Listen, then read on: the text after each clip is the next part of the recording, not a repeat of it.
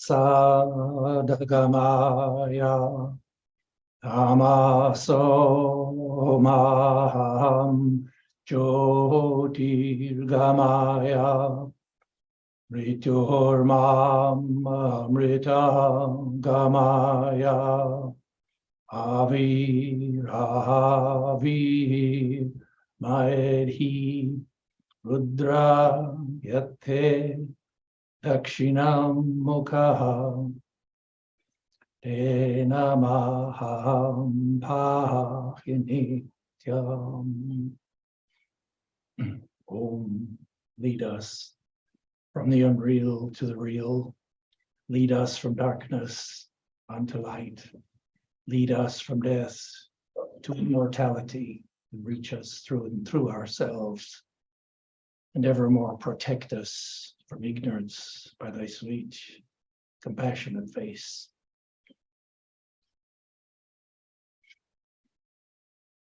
So my subject this morning is the knife, fork, and spoon of karma yoga. Karma yoga is a way of spiritual practice that enables us to spiritualize everyday life. It's a way of doing our ordinary activities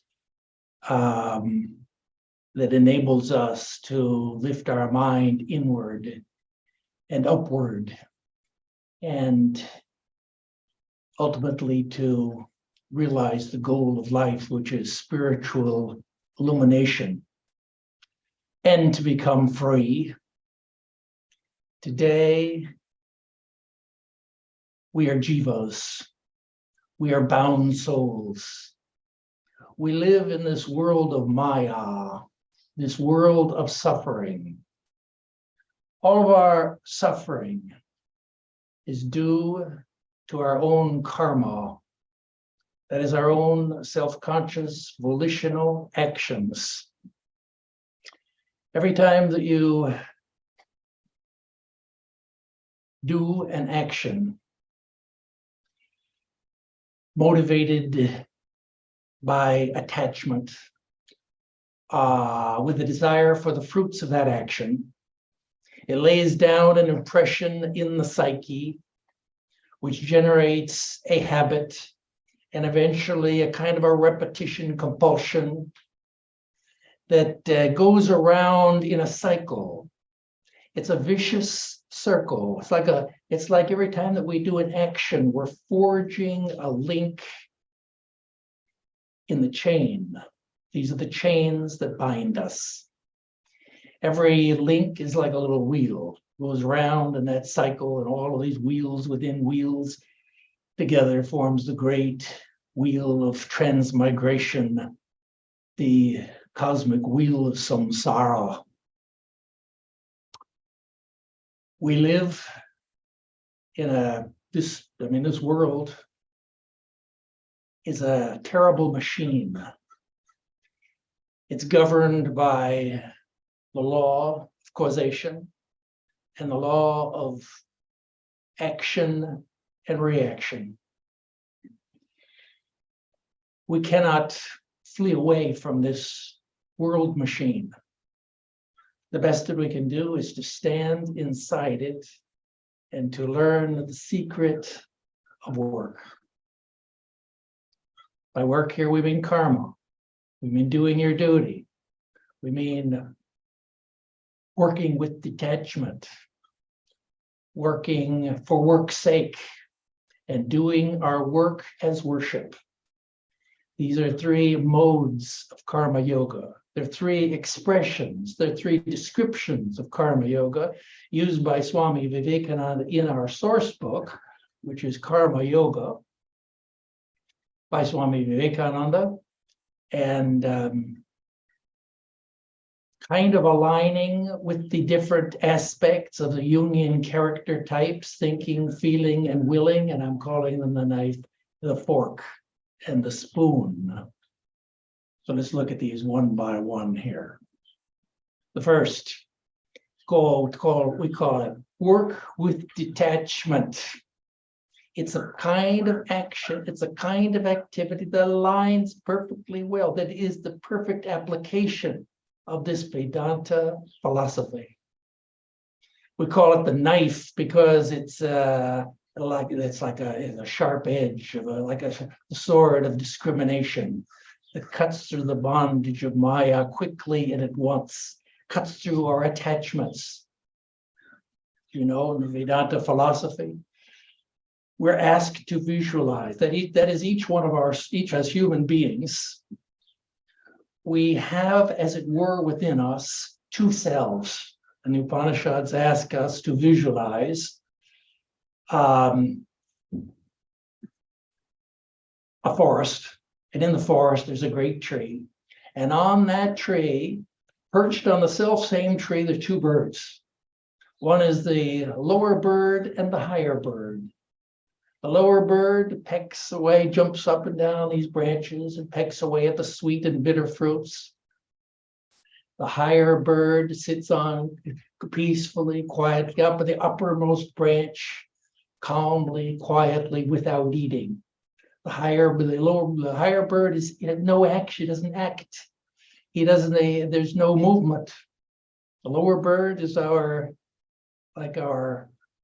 ordinary walking around everyday self. That is the jiva. The higher bird is our true self. It is the Atman. The Atman is by nature without action, is untouched by activity. It's this higher bird which is realized by the sages, and who they come to identify themselves with their higher self. And therefore, even in the midst of the most intense action, they remain inactive. An example here, the best example that we can give maybe, is that story about the gopis of Vrindavan, the cow herd girls on their way on pilgrimage to Vrindavan, and they had in their baskets all of their milk and their curd and their sweetmeats. They came up to the river Narmada. The river was in full spate. They couldn't cross. There was no ferry. There was no bridge there. What could they do? And they look over and they see that there, seated under a tree, is an old man with a long white beard.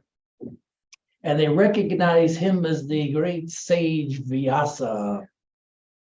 And so they go over, "Oh, revered sir, can you help us to cross over this river?" Vyasa sits there and he's looking at these and says, "Yes, but I'm feeling very hungry. Could you give me something to eat? Maybe I can help you."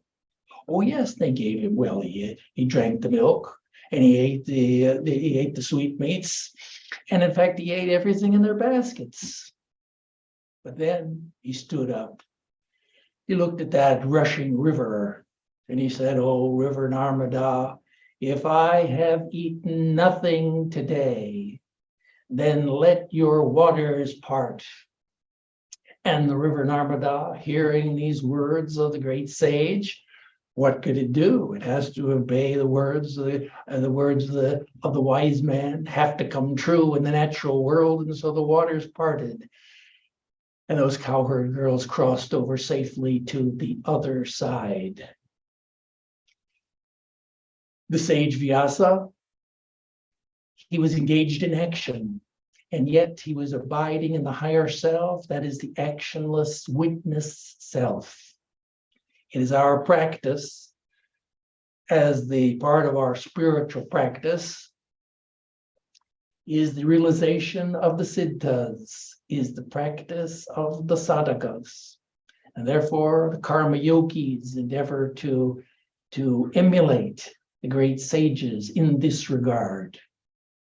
In Zen Buddhism, for example, they're fond of the analogy of the mirror, an analogy which is loved by the karma yogins, because the Zen masters tell us that we ought to employ our mind like a mirror, and that while we're living in this world, we do that. Think about a mirror. A mirror does not grasp, it does not refuse. It accepts, but it does not keep. The mirror mind is the mind which is engaged in action, and yet events come, people, places pass by the mirror, events happen, and the mirror reflects it perfectly, but it's unaffected. This is the mind of the karma yogi doing work with detachment. Example, the Zen masters speak about there was a Zen master, his name was Tanzan. Tanzan was returning home after a long journey with a disciple Aikido. And they came walking through the forest over hill and dale. And finally they came to a stream. They came to, this was a stream. It's like the gopis. The stream was fully rushing there, and standing there by the side of this stream was a young girl dressed in a silk kimono. And she was hesitating. She couldn't, the water, she didn't want to step into that rushing river, and she didn't know what to do. They came up to Tanzan, the Zen master's disciple came up there. The disciple, he looked in the other direction. He was a good monk. He didn't want to look at the figure of this young woman. But Tanzan, the master, he walked over. Well, girl, what's the problem? Can't cross over this? Oh, it's just a stream. Let me help you. He scooped her up in his arms, waded across that stream, set her down on the other side. Meanwhile, Aikido had crossed that stream also. And the two of them continued on towards the monastery. And the sun was shining, the birds were singing. But Aikido, the disciple's mind was in great turmoil. And he finally couldn't hold his silence any longer. And he just blurted out, sir, so disappointed. How could you do such a terrible thing? Breaking all the monastic vows like that, picking up that young lady and actually carrying her like that. And the Zen master looked at his disciple and he said, I put her down back there. Are you still carrying her? So that was the Tanzan, the Zen master. He employed his mind like a mirror. He did his work with detachment. Let's look at the second form of description of karma yoga. Three descriptions given to us in karma yoga. Work of detachment, work for work's sake. Now, work for work's sake is a mode of karma yoga, which is, we could call it pure karma yoga. It's the purest version of karma yoga because it doesn't require it has no reference to philosophy. It has it has no appeal to soul, God, or religion. It's just about doing your everyday quotidian activities of life.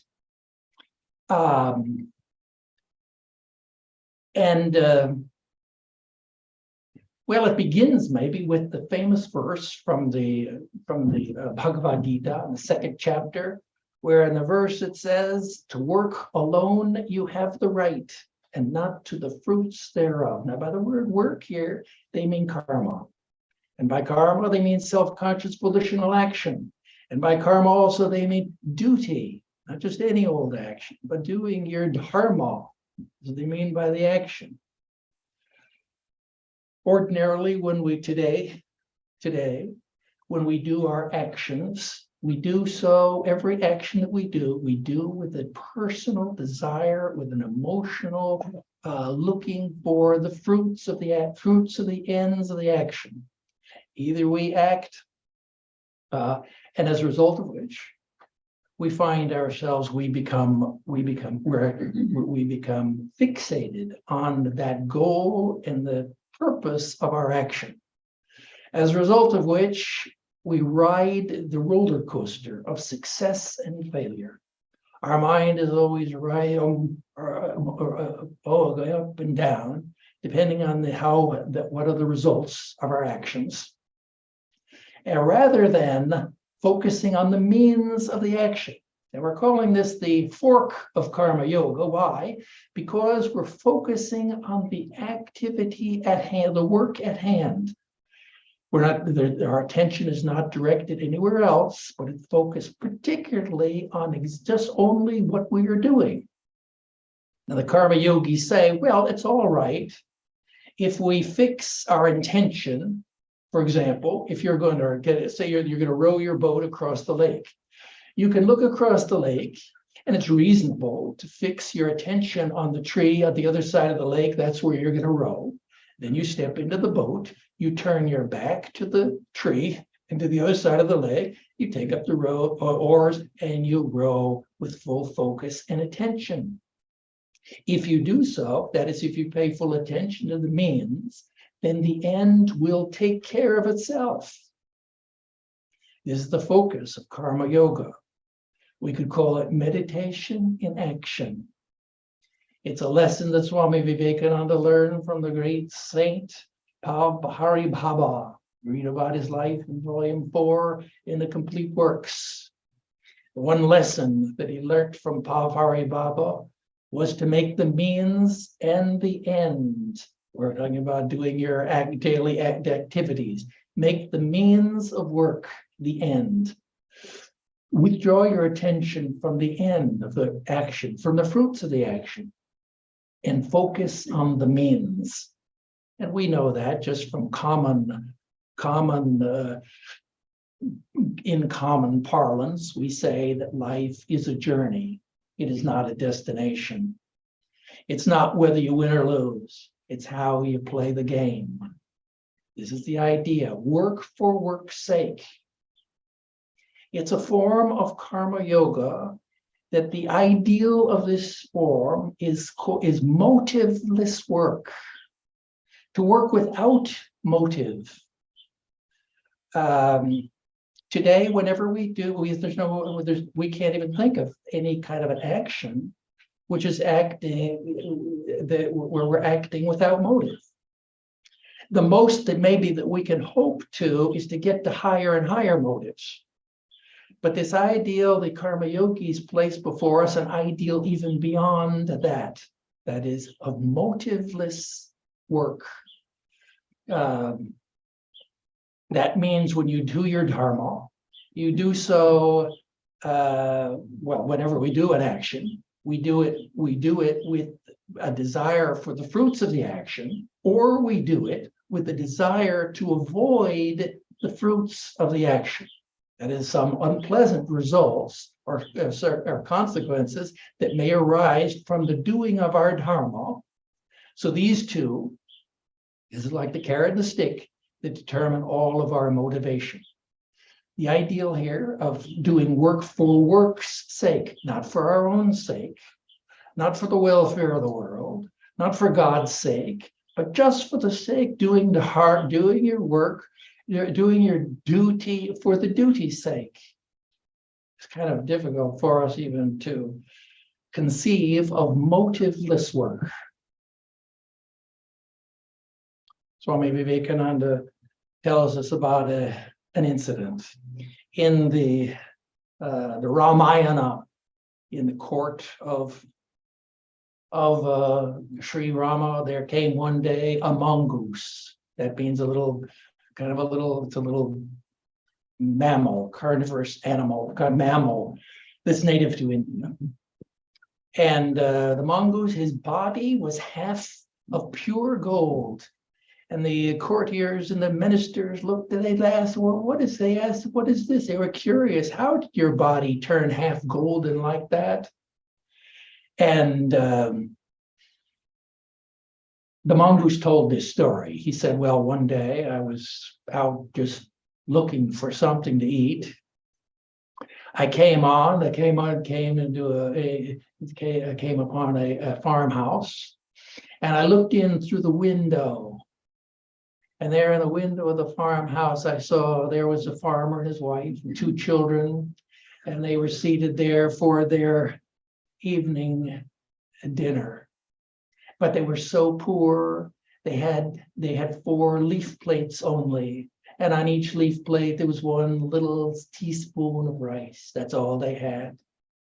And as after they finished, they said grace, but before they could eat a single morsel, they heard a knock on the door.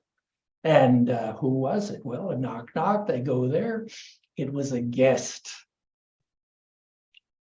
Now, in Indian tradition, that when the guest appears at the door, the guest is like God, as well as to be welcomed in and treated like a visitation of the gods. And so they did that. That's their dharma. And they invited him in. Yes, revered sir, come in. Would you like to have something to eat? We'll see you sit down here. And the father offered him his portion of rice. The guest immediately ate up that rice. The guest, of course, is dharma in disguise in the story. The guest just ate up that little morsel, and the wife, seeing that he was still hungry, she gave him her portion. And he gobbled that up, and meanwhile, the 2 children, seeing that he was still eating, they gave them their portions. And he ate there, and the guest said, yes, I'm satisfied. Thank you very much. And he took his leave. But that night, the poor family, they were so already kind of starving. They all died of starvation. This all the mongoose is looking through the window. He's observing all this. He sees that and he climbs through the window later on, and goes over there and he rolls his body in the dust underneath the table, the dinner table, and half his body turns golden as a result of the consecration of that great sacrifice. And that was his story in the court. He said that's what happened. And since that time, I've been traveling the world looking for another such great sacrifice. Sacrifice means it was motiveless work. They did their duty. Why did they do that? They did their duty for duty's sake. And there are many such stories of self-sacrifice in the tradition of ancient times. And so this morning we're just relating those to karma yoga. It's kind of like we think it's like an impossible ideal. When we see this story of the householders, it seems like it's too much. It's too extreme. It seems like it's too much of it seems like the ideal is otherworldly. It seems like it's almost beyond human. It's not human to act like that. That's why it's called an ideal. It's motiveless action. It's the kind of action, the only kind of action that will free us from the law of karma that binds us. It's the only way that we can do the karma yoga. We think it's like impossible, and maybe it is in history. We cannot find any examples in a whole history of humanity, except for maybe one person who actually practiced this in his life. And that is the great Lord Buddha. Lord Buddha sets forth, it is the greatest ideal of karma yoga. And all the other, even the other greatest saints and sages, if we study their lives, we find that they had some external, exterior motivation for doing whatever they did. They had an exterior motivation. That is, that on some of these great prophets were motivated, for example, by their by God, the idea of God. And that God, this world is a place that's created by God. And then we have to make this world, this God's world, a better place to live. But Buddha didn't believe in God. That was not his motivation. Other prophets in history appealed to metaphysics and to great high spiritual ideals, like worship of the spirit by the spirit, like seeing the divine, seeing God in everything, and realizing acting from your own, identifying with your own spirit soul as you act. But Buddha didn't believe that we had a spirit soul. He didn't believe in any universal spirit. And yet, he was the most moral of men. He sacrificed his life 500 times for the lives of others. That is, and we too, if we could give up the ego, we too we would become like Buddha. And this is the ideal of karma yoga, to become like that high ideal, the apparent man, real man and the apparent man. Right? We have the two selves within us, the higher self and the lower self. The real man, the apparent man, who does his work with a desire for the fruits of the action. The real man, however, does his work for work's sake.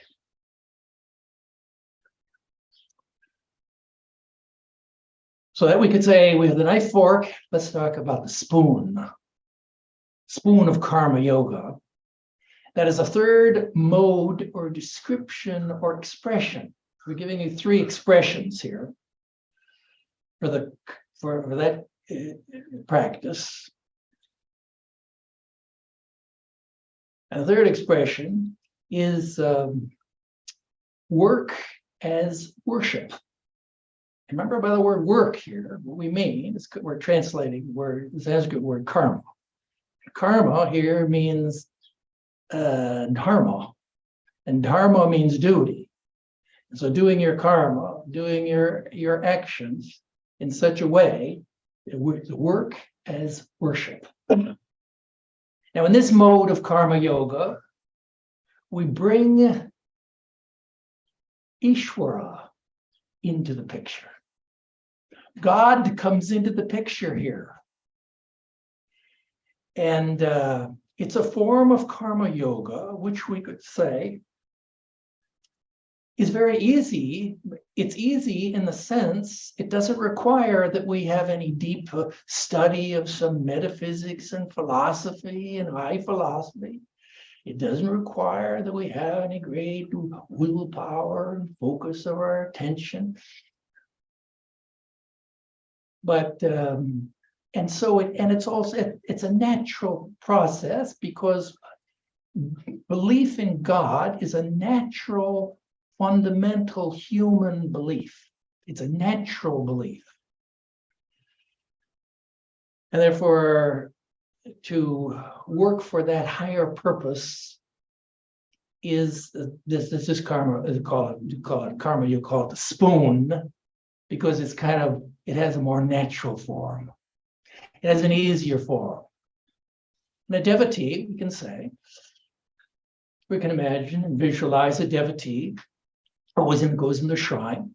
It does the ritual worship, and maybe offers flowers, offers incense and fruits, and maybe a little water to the picture, the image on the shrine. He's doing a kind of a devotional form of practice, as a result of which he has a feeling, his mind is uplifted and it becomes into a devotional mood. It's natural when such a devotee was to leave the shrine room. It's natural then that he wants to continue on in that devotional mood. he wants to incorporate that and continue on during as he's living his life. That is, he wants to live a spiritual life, not just a spiritual hour in the shrine in the morning, but he wanted to extend this into his whole life. And just as in the Bhagavad Gita it tells us that a man achieves perfection, as Sri Krishna says there, speaking of this version of karma yoga, that a man achieves perfection when he can do his work as worship and he can serve me in all things.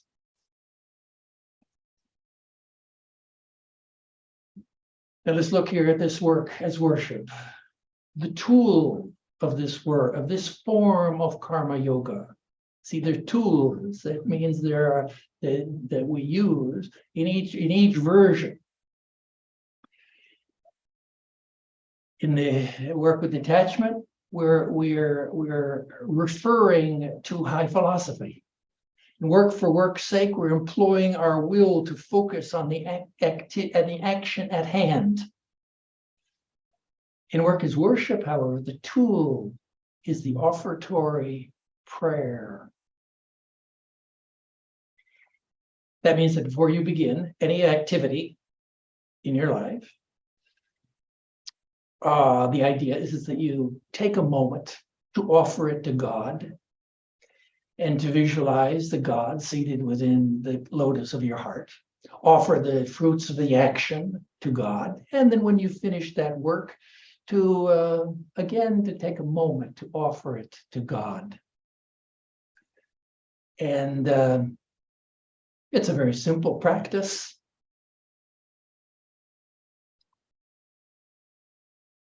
Once there was the great devotee in the history his name was Narada.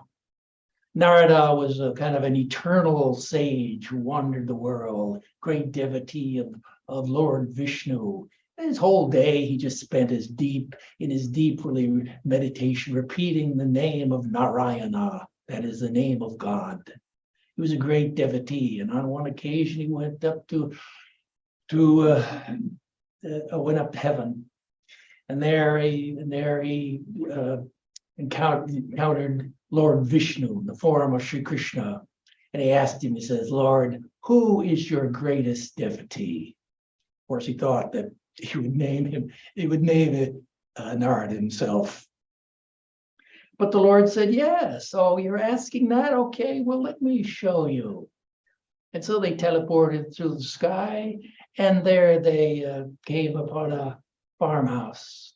There they looked down from above. They looked down at the farmhouse. There they saw the farmers just getting up in the morning, even before the sun was rising of the sun. And he got up. He went to the shrine, and with folded hands, he offered the fruits of his work, the day's work to God. And then he went out, did his morning chores.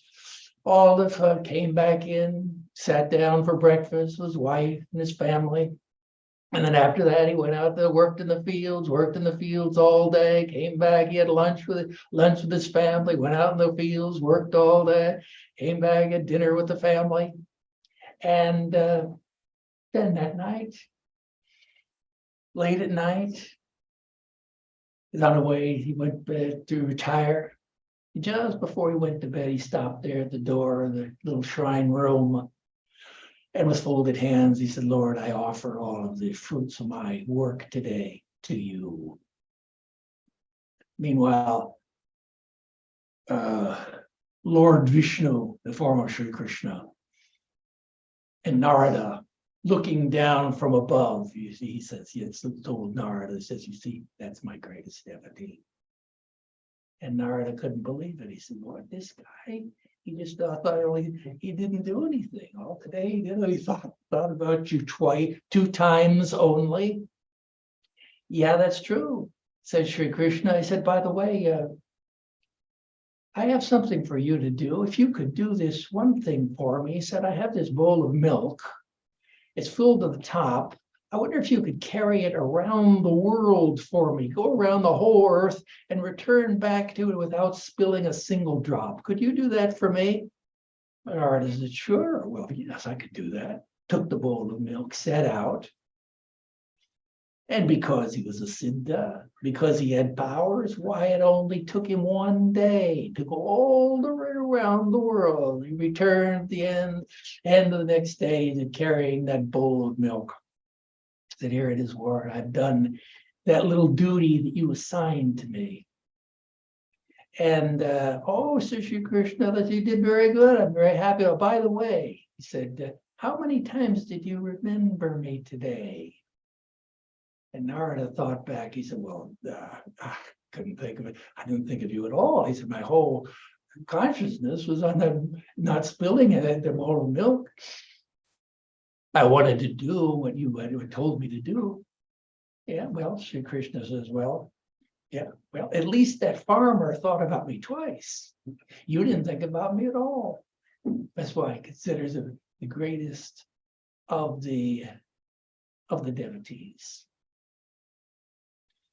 So that was Narada. And the offertory prayer, that's kind of the tool that we use here in doing this mode of karma yoga, that is work is worship. It's a form of karma yoga that we can understand, because everything that we can do, everything that we do in some way on the analogy of worship. What is worship? Worship just means is that we show our devotion to God by focusing on some kind of a ritual. Everything that we do, we can do analogously as with the same care and same devotion as we do the ritual in the shrine. And I'm thinking in particular about so long ago, we read about a group of Quakers who settled in New England. And it was a sect of Quakers. They were called Shakers. And their founding, their motto was heart to God and hands to work. And everything they did there in the Shaker community, they did as worship.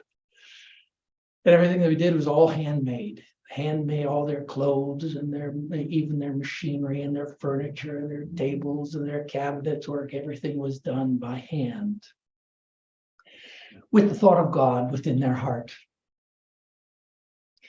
Now, that Shaker community is that's gone now. That was long ago. But those articles, the artifacts that they produce, are still kept in museums around the world, and are articles of focus of collectors of rare antiques. And I remember that we had in our monastery in San Francisco, we had a large picture book that was, the title of the book was Work and Worship. Not exactly our title here, not exactly the form, our work, Karma Yoga's work is worship. But the title of that book was Work and Worship. And in that book, we see the pictures of all of these artifacts, that is these furniture and clothing. And as we look at these things, just look at a simple chair. It has such an elegant simplicity. It has a purity of form.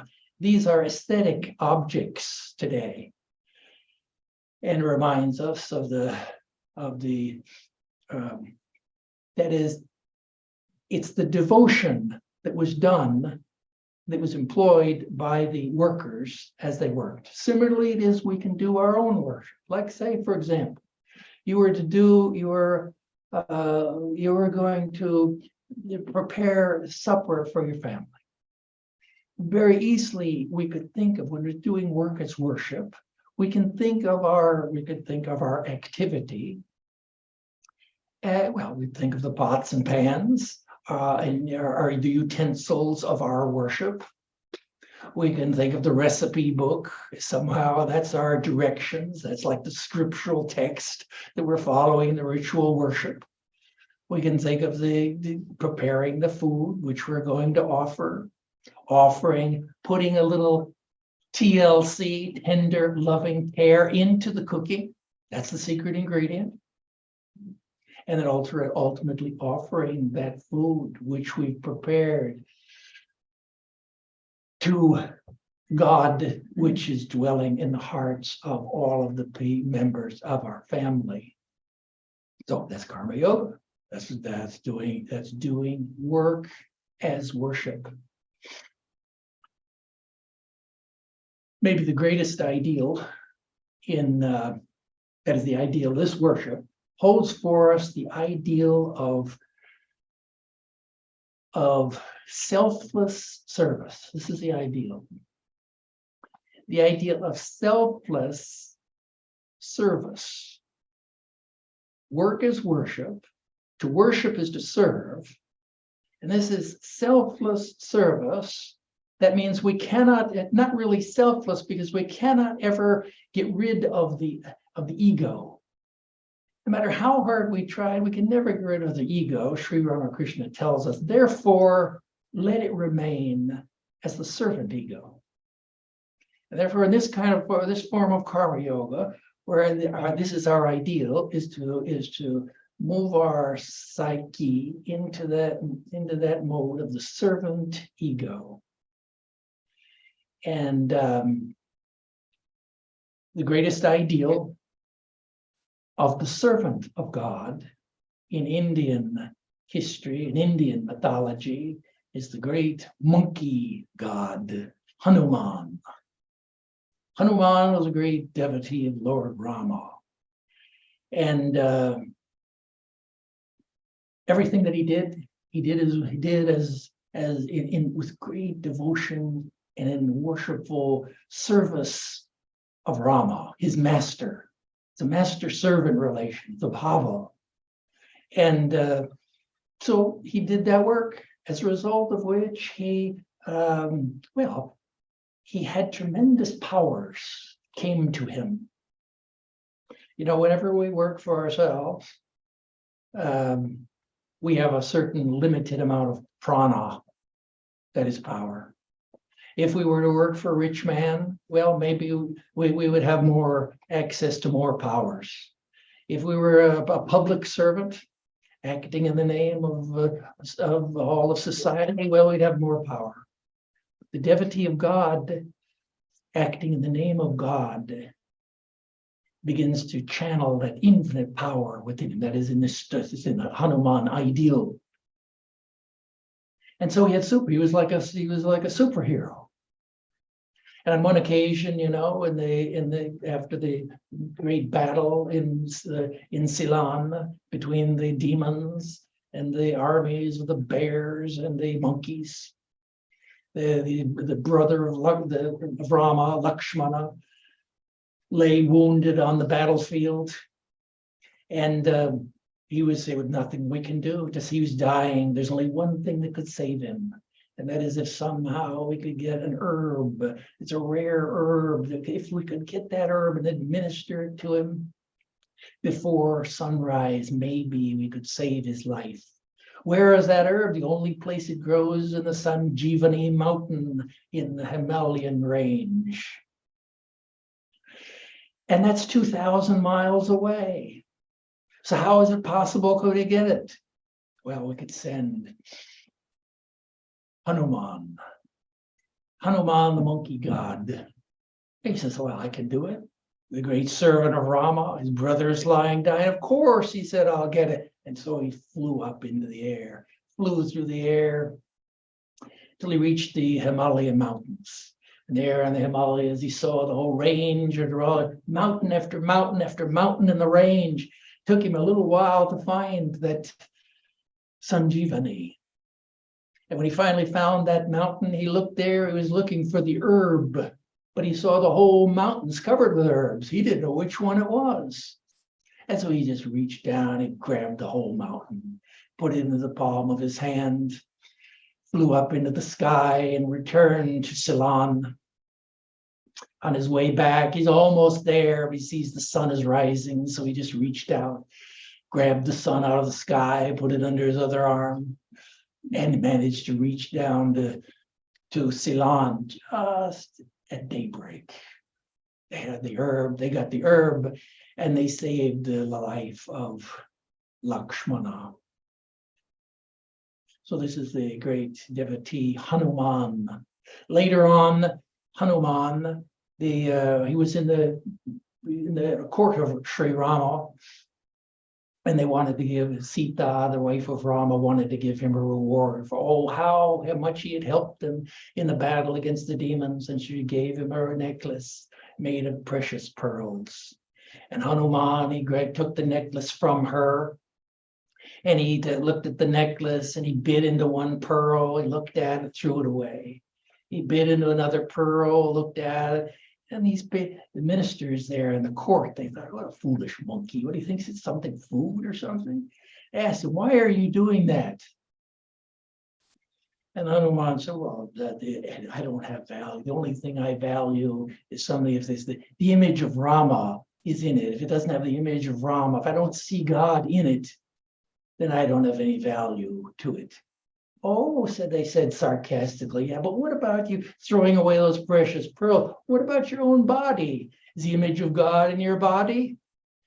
And then Hanuman said, well, yeah, he stepped back, took his claws, tore open his chest, and there revealed to him Lord Rama, seated in his heart of his hearts. So that's a famous painting in Indian art. You can look up that to see the painting of Lord Hanuman, the great devotee. The servant represents the servant ideal.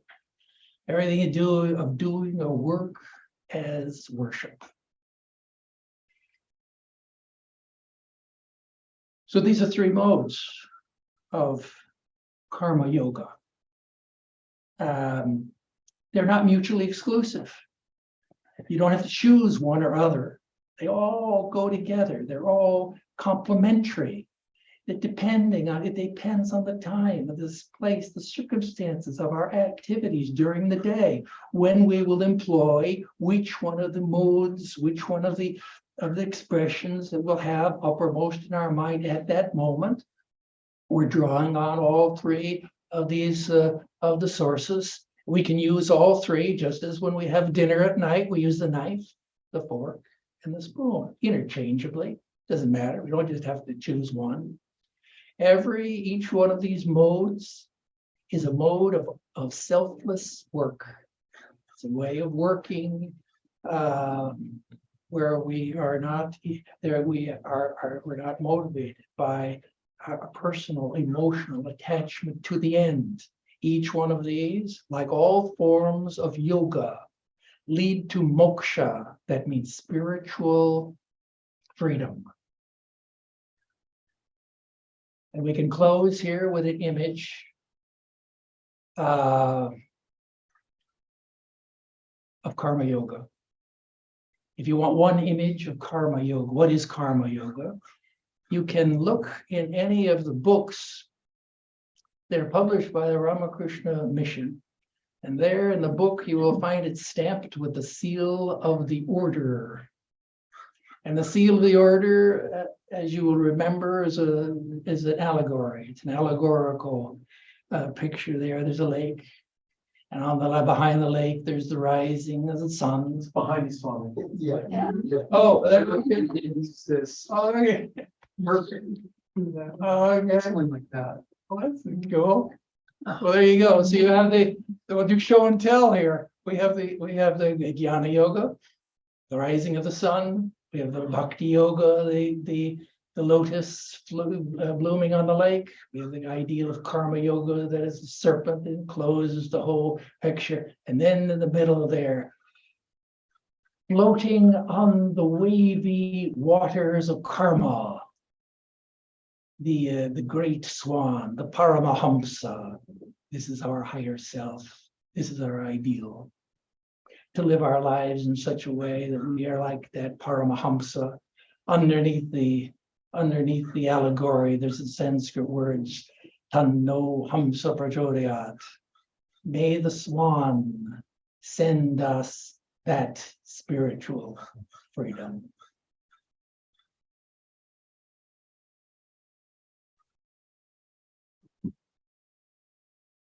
Well, that's it. I wrapped it all up at the time allotted. Unfortunately, we don't have much time for questions today. We have food for thought. Okay, Does any, That's well, I mean, we have a few minutes. Anybody have any questions to ask? I think we're good. Totally. I think we're, yes. Is there somebody? Just, Doris has got it. I was going to ask you something. Yeah, okay, well, go ahead. Oh, okay, thank you. I love your stories. For one thing. Yeah. They remind you of the time when I grew up in the world of my grandmother, telling us fairy tales. They're not always as good as your stories, but still. But this modern world, nobody ever brings an example from sitting at the computer, trying to sign up for something that isn't going to work out, and how to apply all this to these kind of challenges. That's one thing that I find very difficult. And the other thing, I love working with a microscope, identifying insects and spiders for the Natural Museum, and making sketches because I have to remember which one I already have. And that is total concentration, and I feel very happy afterwards. But I'm sort of pleased that it worked out. And is that already too much, enjoying the fruit of your action? Yeah. No, not at all. You do, that's good. That's doing your work, the work's sake. Concentrating on your work, doing it to the best of your ability, forgetting about what is the results. The results will come, and you'll be pleased with them. That's very good. But that's not your focus. Your focus is on your work and doing the best quality, focused and concentrated work that you can. That's work for work's sake, right? Well, but my question was, the pleasure I get out of it, is that already, I remember that first verse in the Gita. Yeah. You have to renounce the fruit of your work. Well, that's an ideal. Yeah. That's the best that we can hope for. Is there's no work, Swami Vivekananda tells us, there is no work without motive. The best that we can hope for as jivas is to get the higher and higher motives. But we do have the ideal, and the Shastras give us ideals, like the farmer and his wife, or like Lord Buddha. These are ideals. They're not role models for ourselves or where we're at. We have to take ourselves from where we are at. Take one step forward. Yeah. No, you can be proud of what you accomplished and be happy that you accomplished it. Absolutely. Yeah. Other question or commentary? I have a quick question then. Yeah. So regarding the analogy you gave, the fork, the knife, and the spoon. So which of these connect? Can you repeat again? Which of these connect with which aspect of Karma Yoga? You gave us three aspects. Which one is the fork, the knife, and the spoon? Well, I just. So let me tell you. Okay. Yeah. Go ahead. Well, the knife I've visualized as the sharp edge. We're thinking about the sort of discrimination where we're cut away, or the attachment, the natural attachment that we feel to that motivates us to act in the first place, which is our attachment to body and mind, and to the fruits of action. We want to cut that. We want to distance ourselves from that, like the mirror. Okay, that's the sort of attachment. That's the knife. And the fork I visualized is focusing on the work at the hand, focusing on the means, making the means the end, not the end, and that requires an effort of will, withdrawing your attention. So the first is thought, thinking, feeling, and willing. And the third is, I think, is self-obvious. Think of feeding a baby with a little spoon, silver spoon. Yeah, doing work is worship. Most natural form, most of karma yoga that we can think of. And just a way to remember different modes, 3 different expressions of this. Appears some complexity, but there they are.